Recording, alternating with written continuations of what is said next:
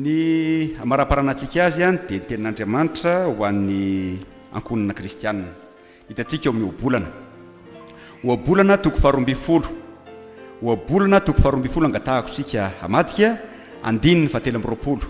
Obolana toko 12 andininy 720.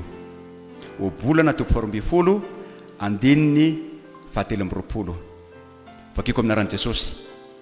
Ny olon-kendry tsy mba mampideradera fahalalana foana fa ny fon'ny adala mamoaka fahadalana.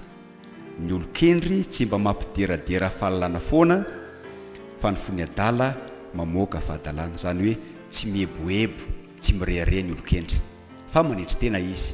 Any akory tsy midika hoe tsy mizara ny fahalalantsika sika fa tsy mihebohebo sika, tsy mirehareha. Misy olona vao hitanao izy dia mihebohebo, tanisainy avokoa ny momba azy, za zao avy ny zavatra haiko.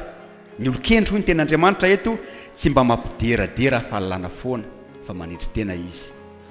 Dia ny tompony hampahery antsika ka ahafahantsika manitry tena, miasa tsika, maneho ny fahalalantsika tsika amin'izany asantsika izany fa tsy mihebohebo tsika amin'ny hafa.